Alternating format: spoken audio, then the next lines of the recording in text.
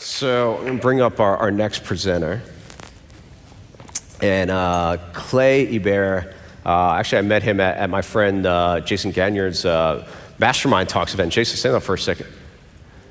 Jason does this great event in Toronto once a year called Mastermind Talks. And first one he brought in our buddy Tim Ferriss and all these different people. And I met Clay, I'm like, I love what you're doing because I'm really fascinated by what is going on is exponential multiplying. Like we had a Maverick Future Trends Day yesterday, and one of the big things we talked about was crowdfunding. And crowdfunding is just blowing up in a huge way. Clay will share with you some of the stats on it. But Clay's been responsible for some really interesting crowdfunding campaigns, 40 of them hitting over $4 million. He was part of an MBA, kind of this impromptu MBA taught by Seth Godin, so he's one of the few people that did that.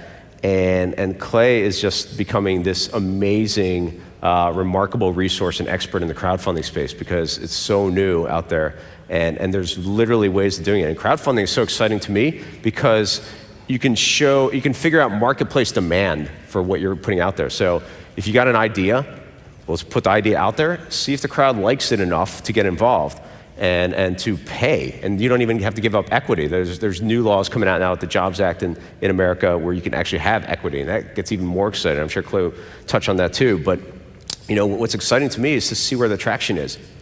And then what we talked about with the community code 2.0, don't you think if somebody put in their money to try and get a product or service out there and launched, that they're going to be engaged? So those become your first group of community that you want to engage, and they're the people that are going to love you. So let's welcome Clay Hebert.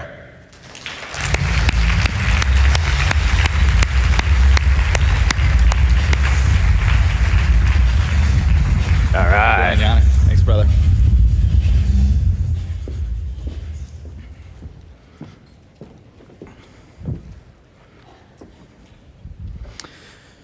In 2001, just a few blocks from here, Perry Chen, it was 2001, it was a little bit after 9/11. Things were starting to get back to normal a little bit, and Jazz Fest was coming to New Orleans, as it does every year. And Perry wanted his favorite band to come and play Jazz Fest. That was his big thing at the time. He loved this band, he really wanted them to come and play Jazz Fest.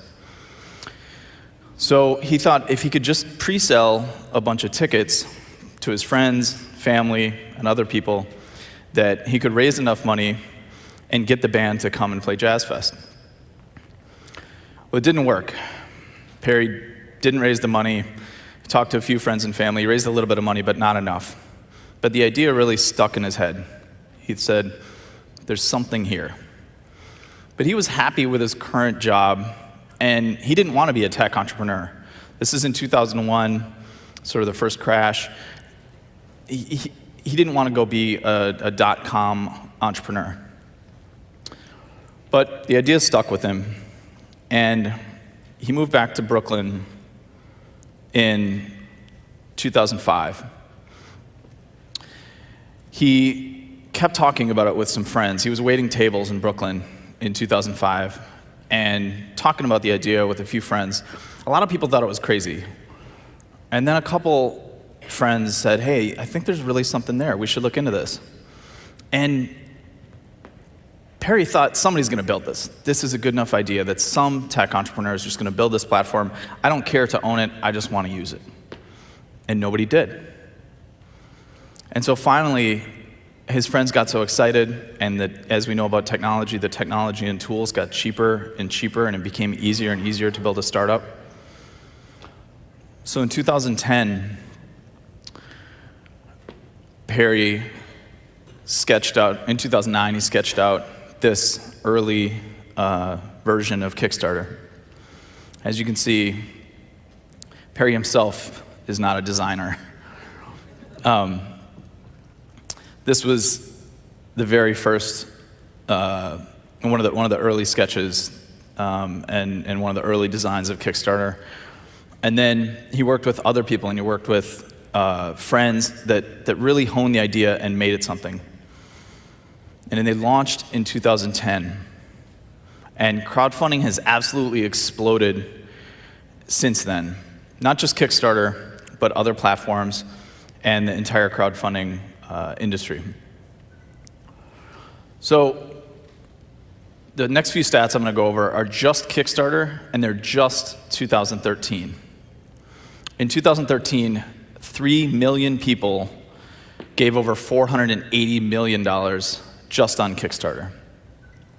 That works out to $1.3 million a day. So every single day, $1.3 million gets pledged on Kickstarter, and it's just going up. $913 a minute.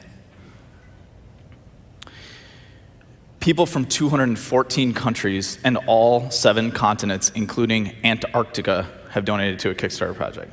I don't know what the Wi-Fi is like in Antarctica, but I can't imagine that it's very good. Crowdfunding overall, the entire industry beyond Kickstarter, has tripled to $5.1 billion in the last 3 years.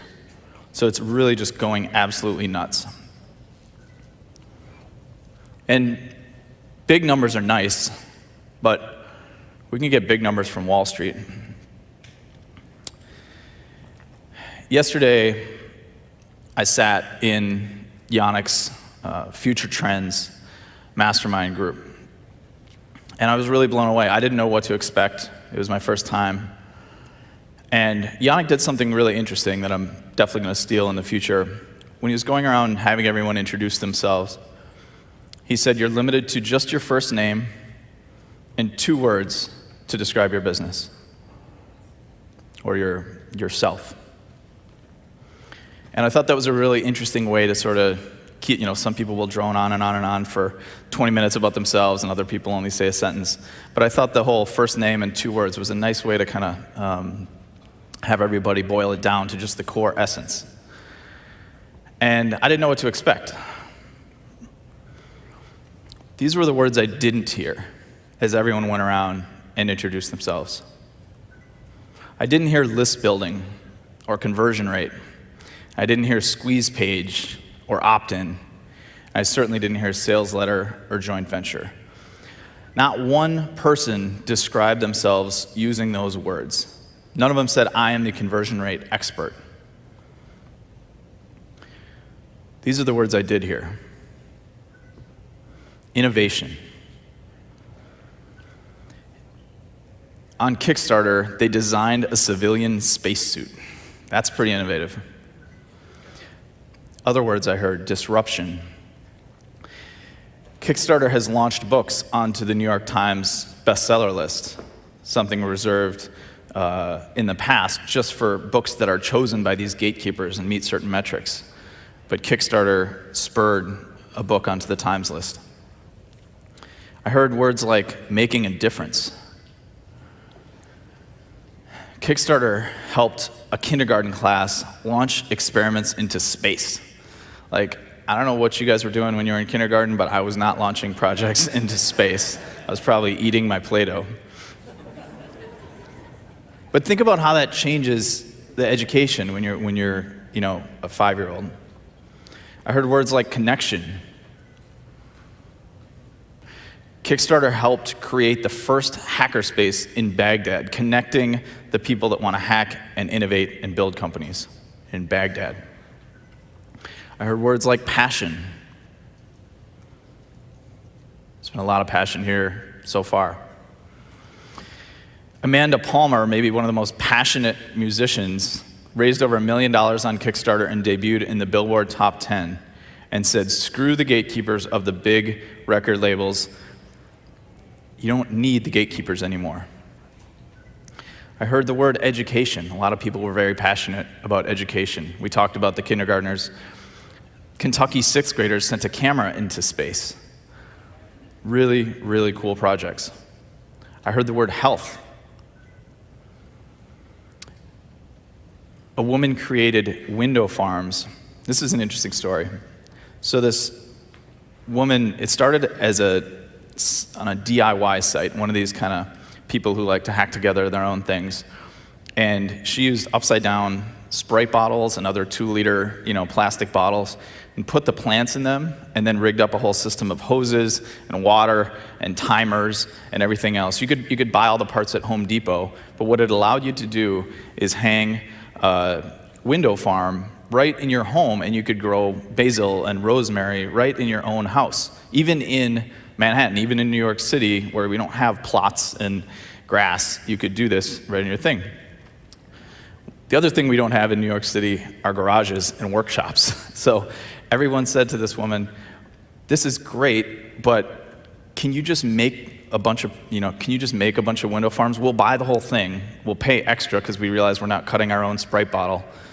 We'll pay extra, but will you just design it and sell it to us?" And she didn't want to be in the window farm business. That was not her thing, but the demand got so big and she got so many emails that she launched a Kickstarter for window farms and said, "If I get enough people, I'm going to make this happen." She blew her goal out of the water, and now they're in the American Museum of Natural History, and anyone in New York or any city who wants to have a garden in their window can, and they don't have to build it themselves. I heard the word art. 10% of the films at Sundance in 2012 were funded on Kickstarter, 10% already. A Kickstarter-funded opera premiered at the Kennedy Center. This is not just little tiny creative projects. These are real projects. Innocent won an Oscar. So, New York Times bestseller, Oscars. The gatekeepers are going away, and you can pick yourself and launch whatever project you want. I heard a really interesting one. I put 3 stars in this next to my notebook when I was taking notes. They said, what are 2 words that describe you and your business? And the person said, up-leveling lives. I thought that was really cool. So there's a boxer, her nickname is T-Rex, and they made a documentary about her, and it launched on Kickstarter, and she went on to win Olympic gold. I'd say that's up-leveling lives. Positive energy. I heard that word a lot. Kickstarter sent 87 projects to Burning Man. A whole lot of positive energy. A whole lot of other stuff, too. I heard the word customer experience. Kickstarter helped launch Dark Sky, an app that predicts the weather so we can finally fire all of the meteorologists.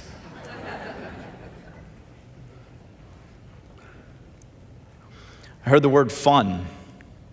There's a lot of fun projects on Kickstarter.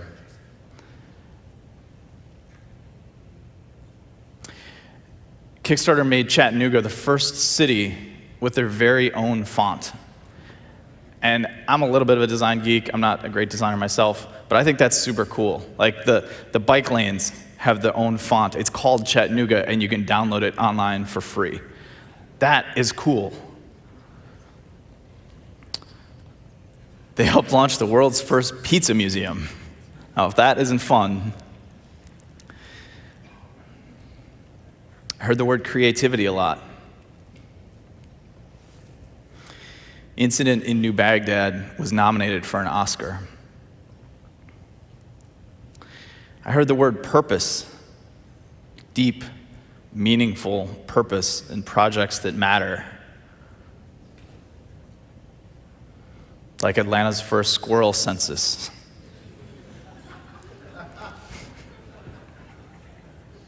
So they're not all purpose-filled.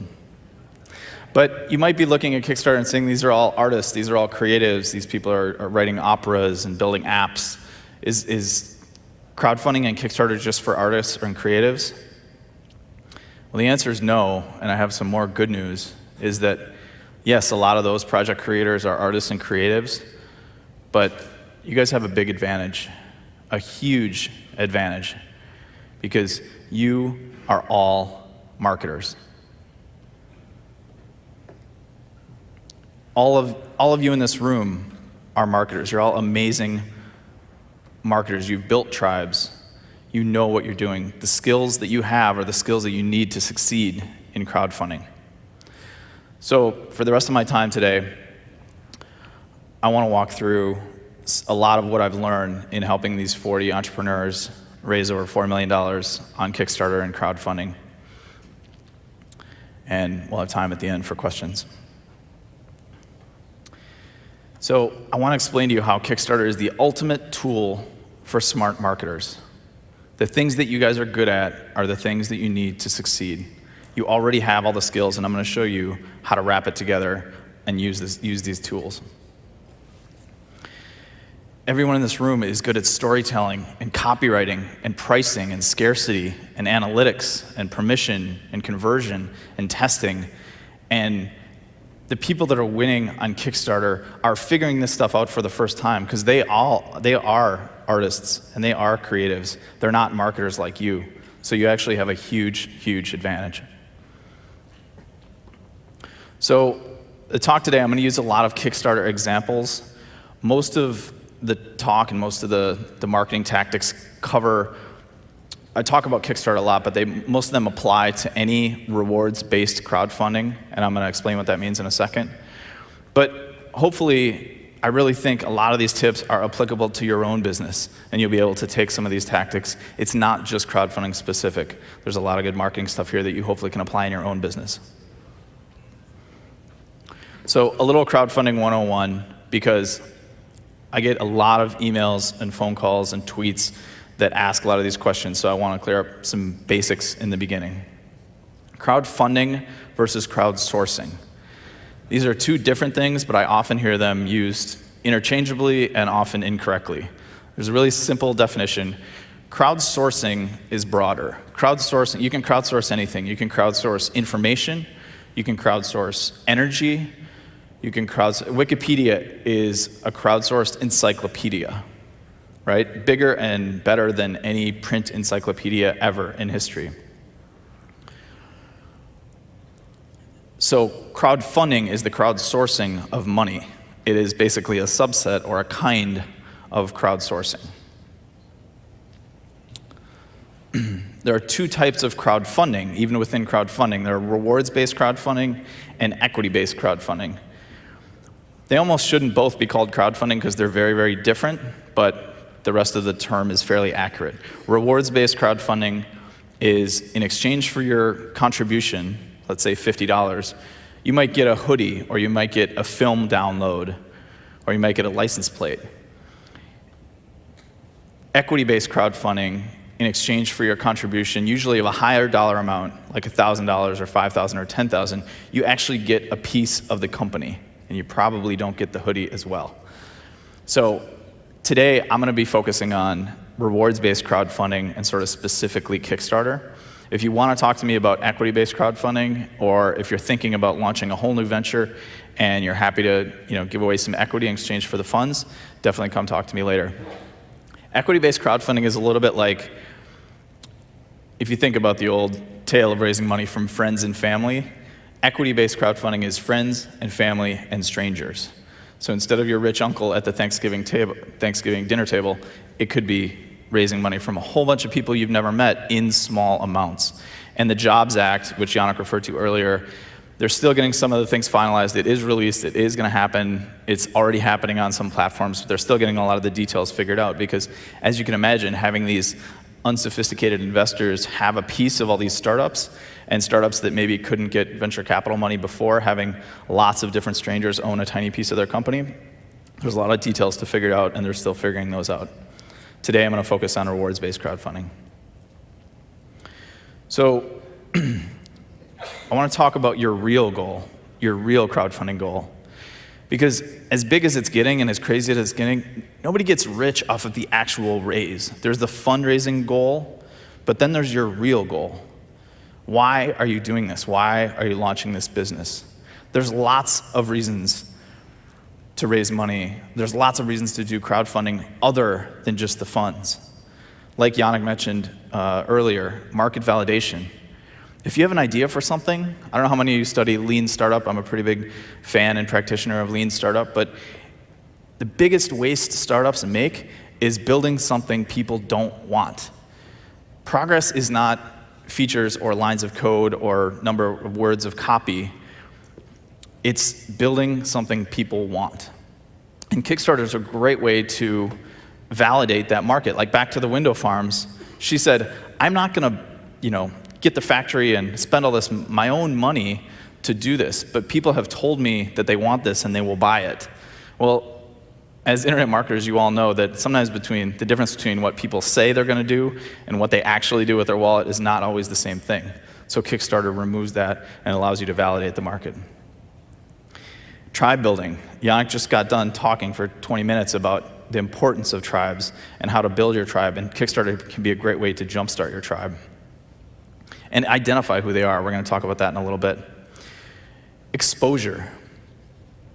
Just getting it out there, getting your project in front of a lot of people. If you design it the right way and it's interesting, Kickstarter will help it spread. Outside investment. There's a whole bunch of startups that went to Silicon Valley and a bunch of VCs said, no, that's not interesting to me. Nobody will ever want a smartwatch. And so Eric Mijakovsky went to Kickstarter and he raised $10 million for the Pebble Watch on Kickstarter. And now those same VCs that said no to him are calling him back. And who do you think has the power now in that negotiation, right? Again, eliminating gatekeepers. So crowdfunding is not free money. It's an amplifier of what you're doing. If your project is awesome and people love it, crowdfunding will help amplify that. If your product sucks or your marketing sucks, crowdfunding will just make it suck louder. So it's worth thinking about. There's a great book by Simon Sinek called Start With Why. It's worth thinking about what's your why. A lot of the projects I've helped have had some really, really interesting whys behind them. MIDI Mirror, this is the very first Kickstarter project I ever helped in January of 2012. She called me, and I was on a beach in Hawaii with Julia, and she said, help, my Kickstarter project has 10 days to go, and I'm not going to get funded, and I don't know what to do. She's a documentary filmmaker. She's not a marketer. She doesn't know what you guys know. So I was able to look at her project and say, who's going to care about this? Who's the tribe that cares? Well, the film, Gold Star Children, I didn't even know the term when the phone rang. A Gold Star child is a child who's lost a parent at war. And MIDI made a documentary connecting a previous generation with the kids losing parents in the current conflicts in Iraq and Afghanistan. Because MIDI lost her dad in Vietnam 12 hours after she was born, so she never knew her dad. So this documentary is sort of her life's work. It's sort of her why. She lived this and wanted to connect her generation with a bunch of new kids. So it wasn't about the dollar number. She wasn't trying to get rich. She was trying to get $20,000 to finish her documentary and bring it to the world. That was her why. The Soma water pitcher filter, my friend Mike Del Ponte, he was holding a dinner party at his house, and he had everything laid out beautifully, nice house in San Francisco, table, runner, appetizers were perfect, the whole thing. And then somebody asked for water, and so many people asked for water, they wanted to leave it on the table, and all he had was a big, ugly Brita water pitcher filter. And it looked so out of place on this table where everything else was perfect. So he thought, well, I'm going to go and just pour this in a wine decanter. So he's pouring it in the wine decanter, and the top of the Brita fell out and broke the wine decanter. There's water all over the table, put out the candles, and it was just a mess, and it ruined his party. And somebody said, why doesn't someone make a water pitcher filter that looks like a wine decanter, that's beautiful and elegant and sustainable? And Mike and him looked at each other, and they built Soma, the world's first sustainable, beautiful, elegant water pitcher filter that you'd be happy to put out on your table. That was his why. Pana, David Elner, music industry executive. He worked his whole career in the music industry, and then he sort of retired, and he always loved food, but he never knew how to cook. And he got Thomas Bouchon's cookbook and made roasted chicken. And he couldn't believe it. He couldn't believe that something that delicious was something that he made. But he was still not happy with the current sort of cookbook offerings. You had two options. You could either have the physical cookbook or the cookbook on your iPad where it's just text and the recipe and the measurements, or he had his other iPad up and he had the YouTube video up, and he couldn't understand why he couldn't have both just in one. So he, not a cook, not a chef his whole life, and he created Pana, this beautiful iPad cooking app where the video of Mario Batali cooking his recipes sits right next to the recipe. And it's a subscription model. And so that was his why, is not the $35,000 he raised, it was his love of cooking that he had discovered relatively late in life. He wanted to pass that along and help other people discover this passion for cooking that he had discovered. That was his why. My friend Jake Bronstein, who has done 3 absolutely amazing, super successful Kickstarters, Jake is a marketer. Jake's why is he wants to bring manufacturing back to America on his own terms. He believes that H&M and Zara make disposable clothing that falls apart, and he told that story, and he set the record for raising money in the fashion category on Kickstarter. And he did so well, and Jake's such a good marketer, and his videos are amazing, that he came back and he broke his own record and raised $1 million with one product called the 10-year hoodie. And the entire video explains that it's durable and that it's American made. And people got behind the story, like Yannick was talking about, artifacts. He said, come, join this revolution of sustainable American-made quality.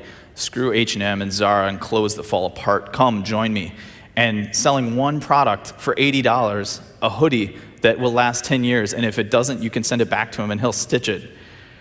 He raised over $1 million and shattered his own record in the fashion category on Kickstarter. So I want you to take action. Whenever you see a pink slide this color, or maybe it's orange, I want you to get out a piece of paper and take some action. And the first thing I want you to think about is, even if you don't know what you want to do a crowdfunding project on, I think you probably do know your why. I think you probably do know, based on the words either you said yesterday or the things about your business that you want to grow or what else you want to do in your life. We all have these passions, and hopefully seeing some of these projects are starting to get your wheels turning about what kind of crowdfunding project you might want to do.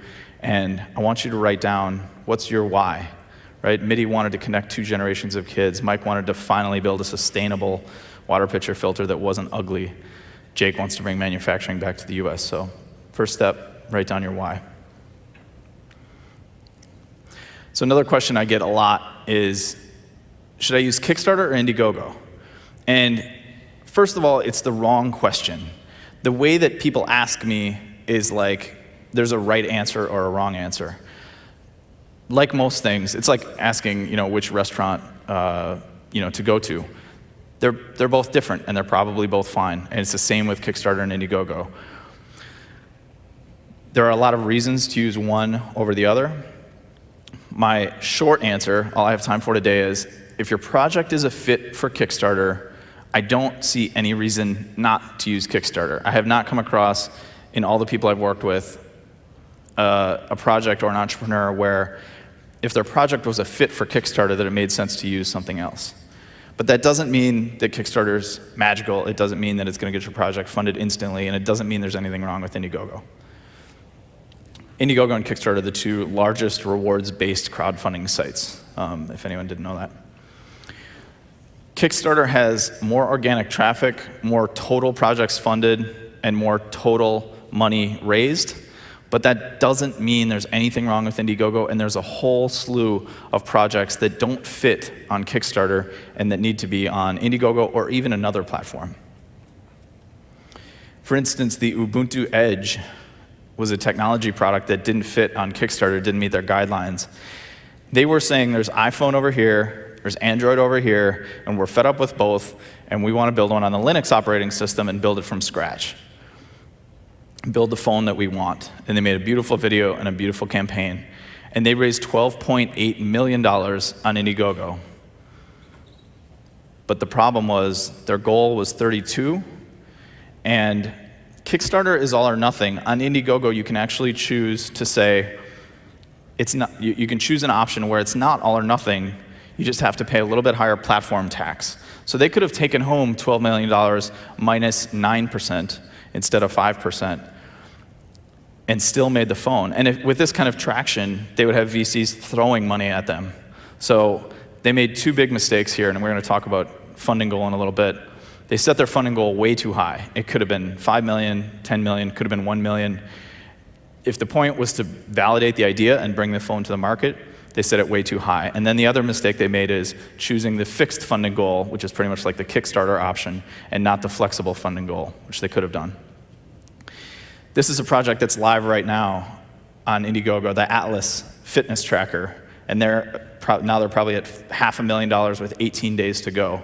This is live right now. Really interesting. I have a basis watch, but what the Atlas does is it tracks everything in the X plane, the Y plane, Z plane. It knows whether you're doing regular dumbbell curls or alternating dumbbell curls. It's really, really smart. The video is really well produced. The team behind it is a bunch of super smart people. They really, really did well. And so as you can see, there's no need to worry about which platform. If it's a fit for Kickstarter, do Kickstarter. If it's not, there's nothing wrong with Indiegogo. The truth is, you need to bring about 90% of the traffic and backers yourself. You need to design a robust marketing and blogger outreach and PR and social media plan to bring most of the backers yourself. I tell people to count on 5 to 10% of backers and funds from the platform featuring you, from Kickstarter putting you in a category or on the homepage, or Indiegogo putting you in their mailing. Sometimes it'll be more than that. I recently worked with a guy that was a little bit over 50%, but if you count on 5 to 10%, the best case scenario would be pleasantly surprised when they give you more. But you need to. The worst thing, and it frustrates me so much that when the press covers the Veronica Mars and the Spike Lees and the Zach Braffs and the multi-million-dollar projects that were because they were a celebrity, then anyone just does some math and says, well, if they can raise $5 million, I can certainly slap up a project and raise $100,000. And it doesn't work that way. You have to design a marketing plan, and so many people I talk to don't have a marketing plan and they don't know what to do. The good news is you guys all do. This was Soylent. Soylent was some sort of geek hacker guys who wanted to build, I can't fathom it at all, but they don't like food. They don't like eating. And so they created this sort of colorless, odorless, tasteless nutrition shake, I guess a really bad version of an Ensure or something. But there's a bunch of people that feel the same way, like Yannick was hinting to earlier with the Red Hat ladies. Tribes of people want to belong to other, they want to belong with other people who think the same way, and the market validation here is that there's proof that there's a whole bunch of people who also just want a shake that gives them allegedly the appropriate nutrition and nothing else in a simple shake so that they can keep working or keep coding or keep writing copy. So they raised over $2 million on their own platform. You recognize this is just a white background. This is one of these sort of roll your own platforms. I don't recommend anyone's first crowdfunding campaign to use one of these platforms. There are a lot of pros that seem, especially for you guys who understand analytics and traffic and conversion, you would think that putting it on your own site, now you can have Google Analytics and you can have advanced conversion tracking and everything else. But there still is a benefit to being on those platforms beyond just the 10% of funds. People know how to use them. They know how to check out. A lot of people have backed Kickstarter projects before. So it's an easy checkout via Amazon payments. So I would say if you get one or two Kickstarter projects or crowdfunding projects under your belt and you're feeling really good and you know what a good marketing plan looks like and then you want to do it on your own site, then do it. So my answer to the question, Kickstarter or Indiegogo, was if your project is right for Kickstarter, use Kickstarter. So the next logical question is my project right for Kickstarter? Kickstarter, there's two things, categories and guidelines. Kickstarter has 13 categories. If your project does not meet one of these categories, it's not a fit for Kickstarter. And it's not too much of a stretch. They're pretty clearly defined categories, and if your project does not fit, don't use Kickstarter. Also, read the guidelines. They update them occasionally. They don't change a lot, but they do change over time. And so many people, I get a lot of people coming to me that are saying, oh, I'm going to launch my nonprofit campaign in Africa on Kickstarter. And Kickstarter does not allow any cause-related or nonprofit projects. They have to be creative projects, and they don't allow nonprofit, and they don't allow a whole bunch of other things. So read the guidelines. I'm going to go over a couple high-level ones really, really quickly. So no causes, and that includes donating a future percentage of profit to a cause. No equity, like we talked about. This is not equity-based crowdfunding. This is rewards-based crowdfunding. No e-commerce or social network sites. If you want to build the next WhatsApp or the next Facebook, you can't launch that on Kickstarter. You'd have to use Indiegogo or something else. Sort of in a meta way, you couldn't get the funding to build Kickstarter on Kickstarter. No real estate projects. You can't sell real estate on Kickstarter. And when you research some of the projects on the platform, you'll get a feel for the different projects and the different categories, and some of these will sort of become second nature. No health or beauty projects, so you can't do cosmetics or anything health related. A friend of mine recently wanted to launch an app to help search for restaurants by the restaurant grade, you know, that letter, the A, B, C, D, E, because they felt like, or A, B, C, D, F, they felt like restaurants with bad grades, you should know before you go to the restaurant that it's a C, and maybe you don't want to go there because they don't have a clean kitchen. Kickstarter rejected that because they said it's a health-related thing, and it very clearly is. No alcohol as rewards. So you have to be very clear and read the fine print. If you want to create a whole new type of whiskey, you can. If you want to open a new, get the project to fund the new, launch a new distillery, create a whole new type of whiskey. There's quite a few projects on Kickstarter that are alcohol related, but you can't say, if you give us $500, we'll give you a case of whiskey. So it just can't be the prize. In this case, they made a whole bunch of custom bitters and gave the bitters as the prize and t-shirts and things like that. And they're going to get funded. With all that said, Kickstarter's people that work at Kickstarter, all they do is make sure that you meet the guidelines and meet the categories. They don't do curation. They don't do selection and approval. The whole platform is designed to get rid of gatekeepers, and they're not going to be gatekeepers themselves. So if you show that you are squarely in one of the categories and you don't violate any of their guidelines that are not allowed, they will approve it. I've helped 3 different projects who initially got rejected. Now, here's a little tip. If you apply and you get rejected, you generally only get 1 appeal. Kickstarter is growing so fast and they get so many new projects and people that don't read the guidelines and rules that they have to process them pretty quickly. And it's not Yancey and Perry, the founders, sitting around approving these things, right? It's a lower level person at Kickstarter. So they're just gonna bump it up and say, quick, sort of check, does it violate any of our guidelines? I've helped 3 people get their projects approved once they were initially rejected by showing a lot of it's about positioning and a lot of it's about how you message. And I got them overturned by showing that they don't in fact violate the guidelines. Proof that Kickstarter doesn't say which projects should exist in the world. This one is live right now. You can go contribute or you can just go laugh at it. His initial goal was $8. That's the lowest funding goal I've ever seen on Kickstarter. And he's raised almost $1,000 to graph the deliciousness of a chicken burrito, right? So Kickstarter is not sitting around saying, this project isn't worthy and it shouldn't exist in the world. Now, I have a sneaking suspicion that Noah is behind that, and it's a pen name, Noah Kagan, Mr. Burrito, but I can't prove that. So, positioning. We're gonna do a little exercise here. This is the book that I left up here that Yannick mentioned. One of the best marketing books of all time. It's a quick, short read. If you haven't read it, read it. If you haven't read it in 10 years, reread it. It's critical and amazing and applicable to every business beyond crowdfunding. But I'm gonna give you the 5-minute spin through here really quick. Take out a piece of paper and draw a vertical line and a horizontal line. And I want you to start brainstorming opposite adjectives that describe your business and not your business. So what I mean by that is it could be fast and slow, right? If I'm FedEx positioning myself against the United States Postal Service, I'm fast and they're slow, right? FedEx overnight. But they're cheap and I'm expensive. If you need something signed in Los Angeles tomorrow, well, now we would just use the internet, but that was FedEx's promise for a long time, is it's too risky to trust the Postal Service. We'll make sure that document gets signed and gets there tomorrow. Oh, and by the way, it's going to cost you $48.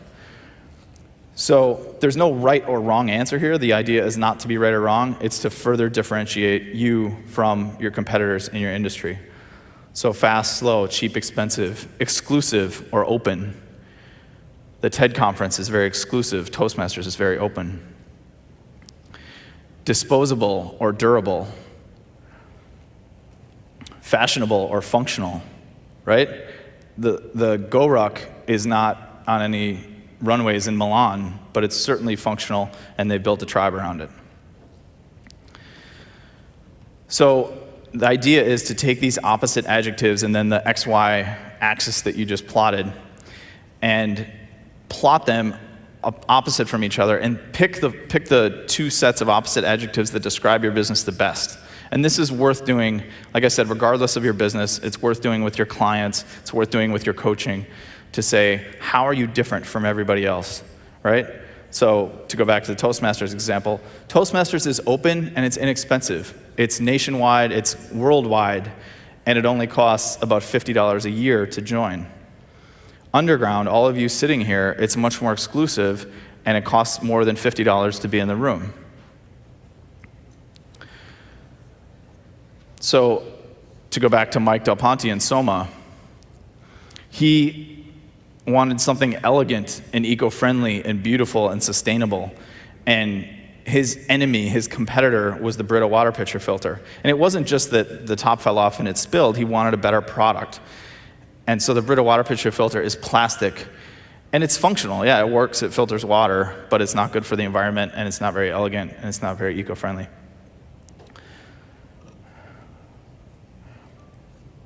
Mike's Soma water pitcher filter project raised $100,000 in 10 days and ended at $147,000. He actually backed off of the marketing once he hit his goal because they wanted to really hunker down and start production.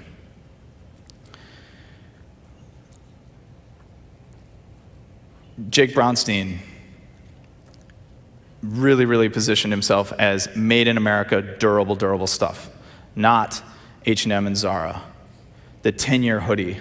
And people believed it, people got behind it, they joined the tribe, and he raised $1 million selling a hooded sweatshirt.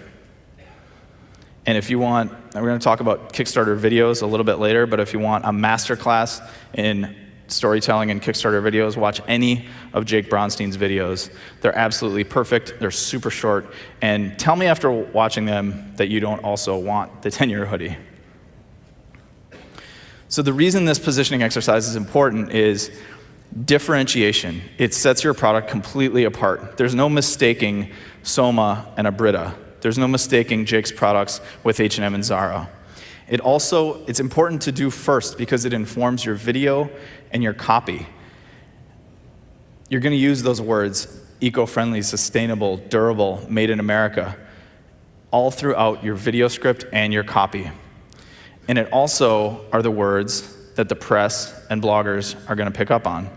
Every article that was written about Soma afterwards, the headline here, they were in the 25 most audacious companies in Fast Company, purer than pure, more elegant than Brita. I mean, that's a whole positioning statement right in a 6-word headline, 7-word headline. The press picks up on that. What is the story? What is the hook? And like I said, this is applicable beyond crowdfunding, but it's really important. So again, take action, write the X and Y axis, and then you don't have to plot the perfect adjectives right now. This is something worth doing over time, and even with your team. Just say, what are we, right? What is GoRuck? What is Harley Davidson, right? So how do you guarantee success in crowdfunding? Well, it's pretty easy. You just build a passionate tribe of people who care. Now, I know that sounds like a cop-out answer. It sounds like, well, of course, if we build a passionate tribe. It's actually really easy because the internet connects us all. The best time to start was 10 years ago, or 5 years ago, or 1 year ago. But the second best time to start is today. all of you, anyone who's even now, even at this point in my presentation, considering doing a crowdfunding project, should start building the tribe today, and I'm going to explain why. All you need is 1,000 true fans. To steal one of the best marketing blog posts of all time, this is one of the best marketing books of all time, one of the best marketing blog posts of all time is 1,000 True Fans by Kevin Kelly. If you haven't read that, write it down and read it tonight. He makes the point that all you need to survive in this new world is 1,000 true fans, 1,000 diehards, right? Keith Urban had his 100, super fans who'd been to the Keith Urban 100 concerts. But if he was a struggling, starting out country musician, and he had 1,000 true fans, 1,000 diehard fans who would buy whatever he put out and travel with him and tour, all you need is $100 from 1,000 people a year, and now you're at $100,000 a year and you can make a living. The internet makes it easy to find the sub-tribes that care. And the sub-tribes are all different. I catch myself doing this, I see big clients doing it all the time. We're always trying to market to everyone. Anytime somebody says you should advertise on Facebook because there's so many billions of people there, stupidest thing ever. You're not advertising to billions of people. That's the mistake that so many brands make, that trying to reach everybody. Not everyone cares. Just find the people who passionately care. Identify the sub-tribes. So let's go back to Pana, the iPad app that David Elner created that put the recipes next to the videos. Who are his sub-tribes, right, online?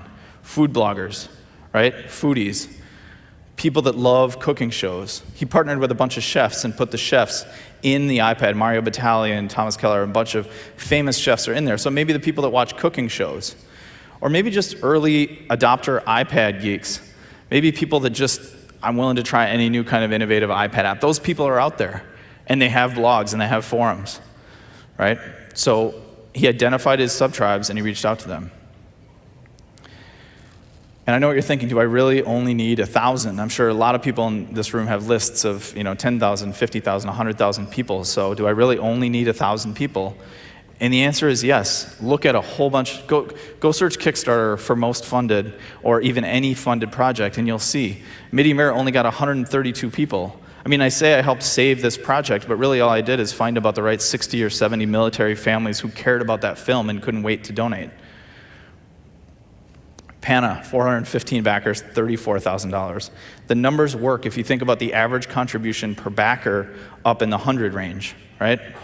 And I'll talk to you about how to do that in a second. My friend AJ Leon raised $38,000 giving away a PDF that he had already given away for free on his blog earlier. Not an information product, but an actual book. He had a book contract with Pearson. They offered him $10,000, but then they wanted to change the kind of book that he wanted to write. So he tore up the contract. He said, it's over. Keep your money. I'm going to do this on my own. And he launched on Kickstarter. He'd already given the book away for free to the people on his list on his site. He had over 100,000 downloads. So when he launched his Kickstarter to wrap other gifts around it and t-shirts and personal visits, they showed up in droves, and he made 4 times what he would have made with a traditional book deal. Andy Timoner, 903 people, 144,000. So yes, you only need 1,000 people. If you look at the stats across all of Kickstarter, there's been over 56,000 projects, and if you do the math, it averages out to about 100 backers per project. So 1,000 is even 10 times that, so it shouldn't be surprising that if you can get to 1,000 that you'll be very successful. So the action here is to define your sub-tribes. Who are they? Where do they live? Who cares about your project? You started with your why, you started with what you're doing. Now, who are they and where do they live online?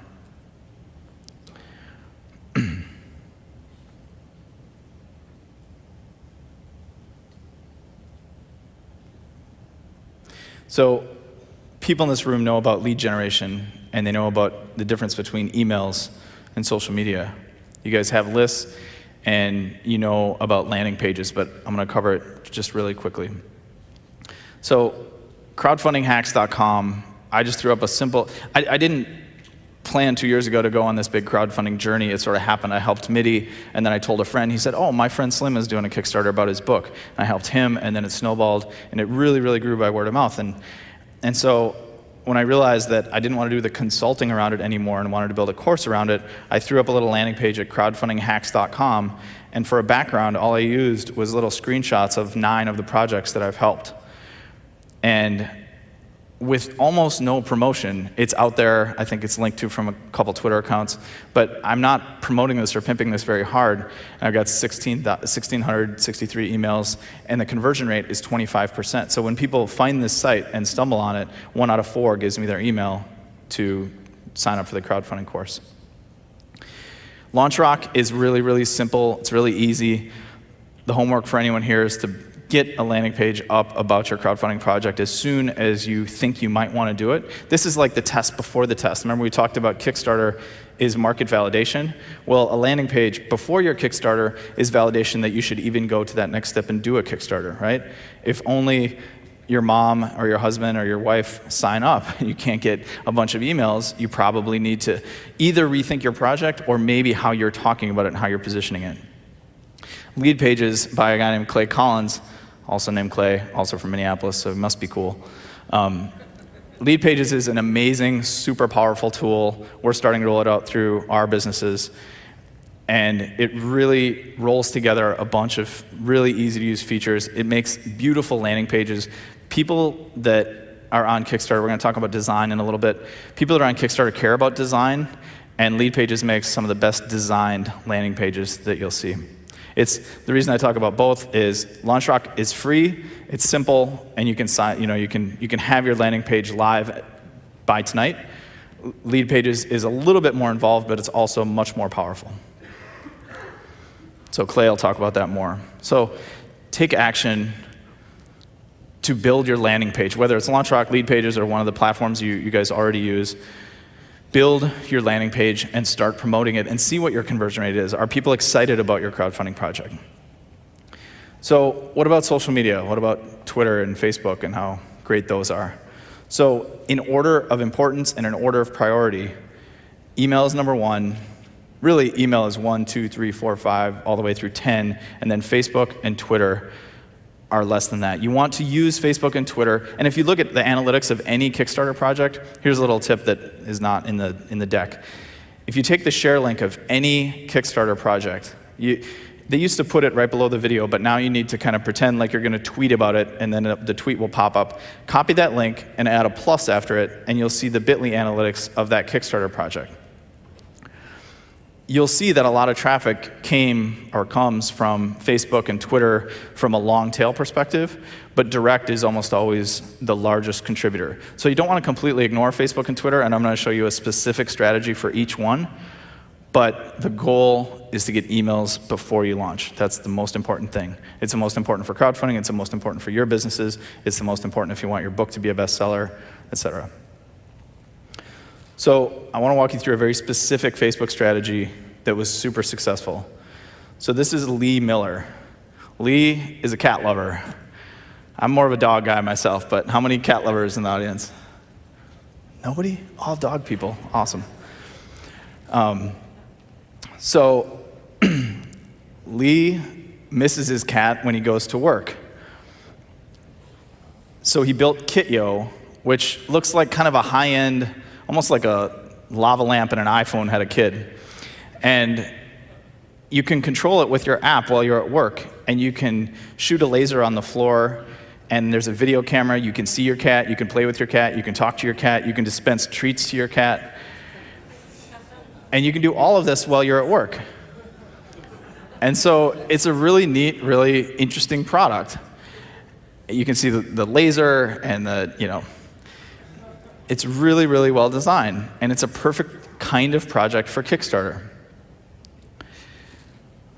So if you think about who are Lee's tribes and sub-tribes, right? It's pretty simple. Lee doesn't have to do a whole lot of research. It's cat owners and cat lovers and people that are passionate about their cats. And then also probably people who care about design or maybe have some disposable income. So worked with Lee to build a really beautiful landing page. The first few versions of this, the email sign-up box was at the bottom, and so I was explaining to Lee that it's very important that that's kind of the main call to action and the only thing on the site above it. We worked on the copy. Play with your cat even when you're not at home. It's very simple, right? The very, very simple copy that explains the problem and the solution, and a great product shot of both the product and the app. So this landing page has been converting super, super high. The first time he called me after we set it up, he said, wow, the conversion rate was 50 or 60% of people that landed on this were giving them their email. And then we did some more targeted outreach. So this is how to use Facebook. This is how to use Facebook to convert to emails. And it goes back to the tribes and sub-tribes. I know sometimes when we talk about tribes, we all sort of nod and say, yeah, that's good. It's important to go to the people who care. So Lee did his research, and he found private Facebook groups and public Facebook pages of cat lovers, of people that have set up these cat communities on Facebook. And he designed a really, really well-designed, very clear call to action. He put the Kit.io design into a Facebook status update and had these people promote it inside their own communities. So this would be like Yannick promoting something to Underground. It's in your own community, so there's a level of trust and excitement there. They explained what the product was, and then he worked with them to promote that in their own community. And as those of you who run Facebook know, there's lots of different ways and tools to promote it within a community to make a post show up in the news feed if you give Facebook money. So he worked with the owners of these private cat communities, which there's a ton of. It's the internet on Facebook. And so he got over 7,000 emails, and he's going to get to 10,000 before he launches. I haven't worked with anyone who's going to have 10,000 very specific targeted emails before they launch. This is House Panther. I did not know this existed. I'm not a cat person. But it's a blog for design-conscious cat people. I guess it's like Cats Within Reach or something. But these are the people who care. These are the people who want Kit.io because they've already identified as being cat lovers, and, oh, by the way, they love design, which means they have some disposable income. This is the perfect product for them. So he did a partnership with House Panther and got this blog written beforehand, and this was worth about 1,500 emails.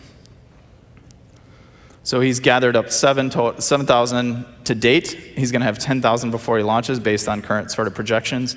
And like I said, they're highly targeted leads. This is not just random people on a list. This is not just counting and ticking on your list. They've already seen the landing page. They've already seen the product. They've already seen the copy, and they've raised their hand and said, I want in. His conversion rate for those 10,000 people is going to be massive. The truth is, projects get funded before they launch. I get calls all the time of people saying, I'm going to launch tomorrow. I'm going to launch next week. Where's your marketing plan? Oh, I don't have one. Or I think my friend is going to tweet it. That is not a plan. Projects get funded before they launch, and Lee took my advice, and he's going to absolutely blow the doors off on day one. Research similar projects. Kickstarter is a gold mine of data and information. The projects are all up there, but most importantly, what are the projects that are similar? Who wrote about them, right? Isn't it important for Lee to know of the other cat-related projects on Kickstarter, who covered them? So I'm going to show you a little hack here to use a little tool that we all use called Google. Most of us search Google by typing in words to find web pages, but you can search Google by uploading images or showing an image from the web. And it'll do a reverse Google image search where it'll show you all the places where that exact photo exists on the internet. So think about it.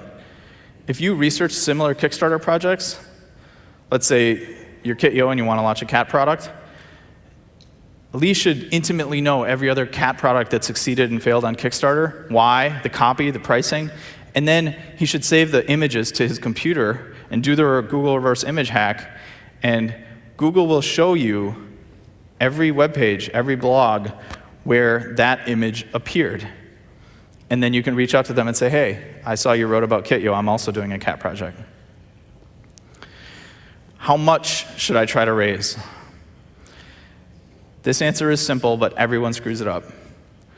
You want to raise as little as humanly possible to complete the project and cover all of your costs. And there's a reason you want it to be small.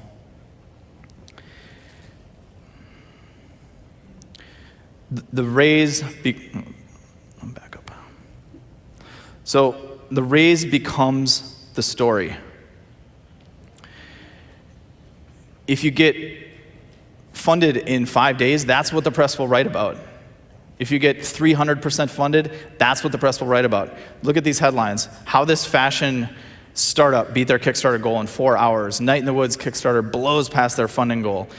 When the press wants to write about you, they need a reason to write about you, and these are much better reasons than, please help this poor Kickstarter because they're only at 5% and there's only a week to go. That has never been written about in the press.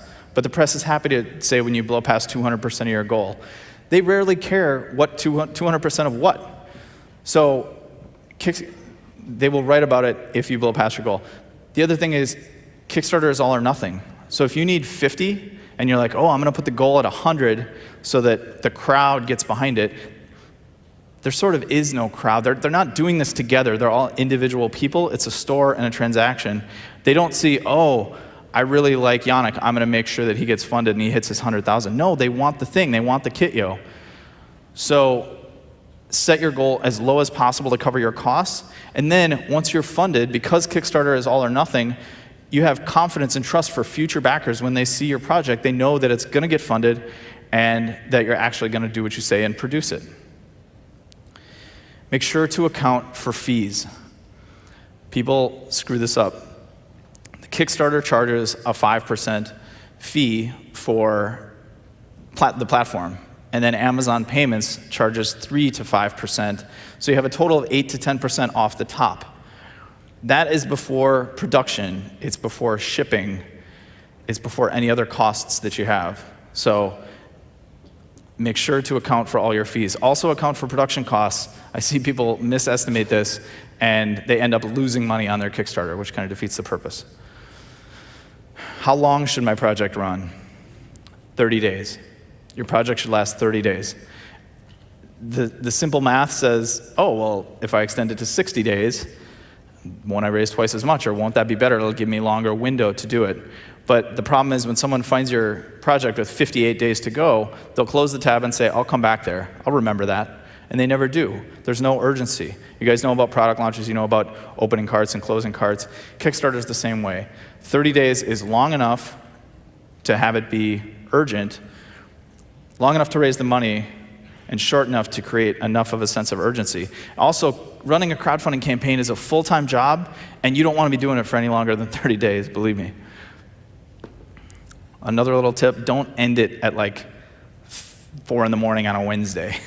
You want to end it like, Sunday afternoon when you can be around your computer, because most of the contributions come in the very beginning, the first few days, and then there's a lull, and then at the very end it comes up again. So you want to be able to be online the first few days and the last few days.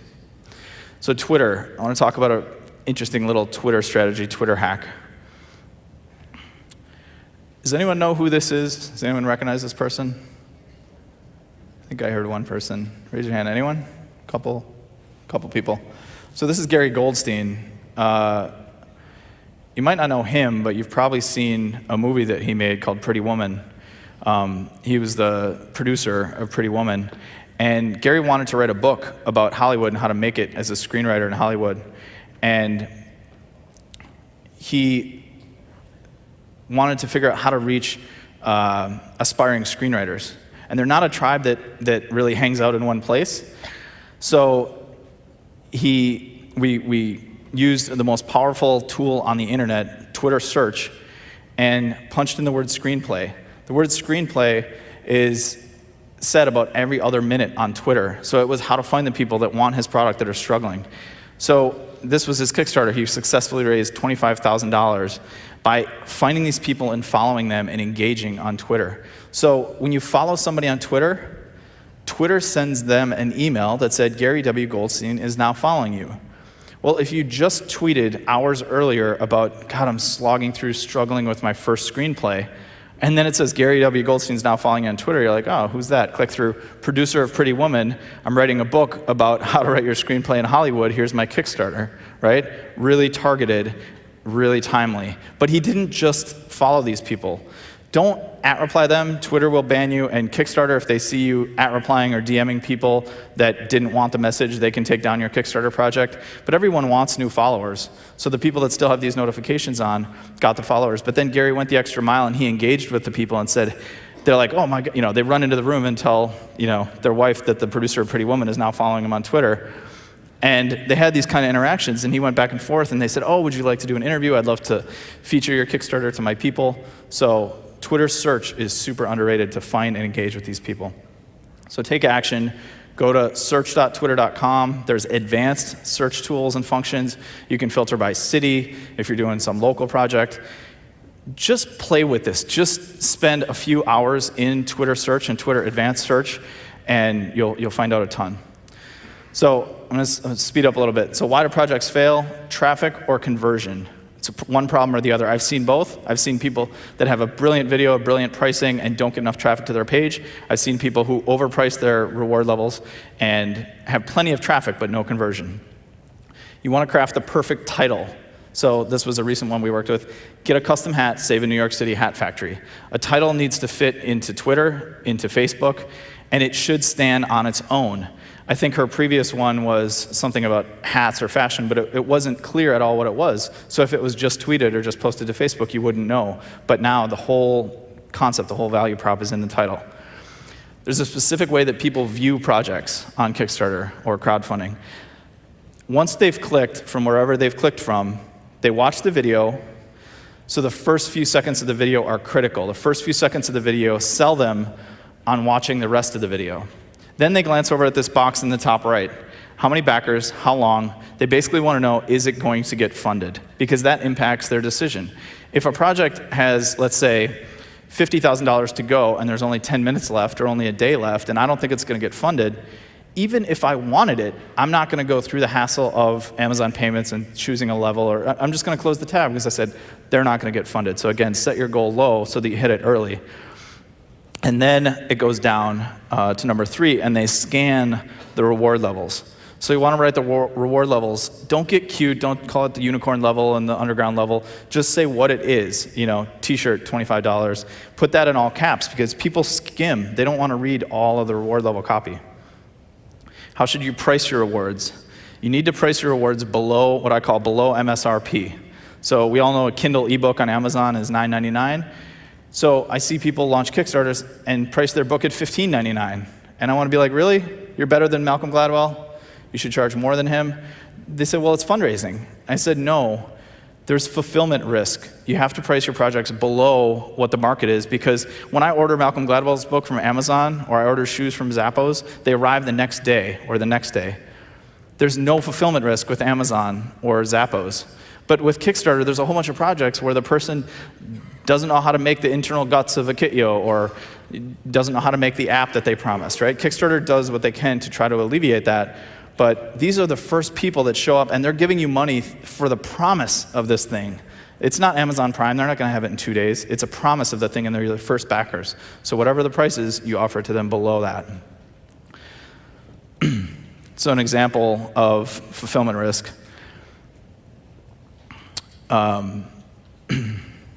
So like personal delivery. Sorry, this is the below MSRP. So AJ Leon, for $246 would personally deliver you his book. This is The Life and Times of a Remarkable Misfit. So is this much below MSRP? He'll come to your house and deliver the book for $250. That's why he was able to raise 38 grand for an ebook that he'd already given away for free.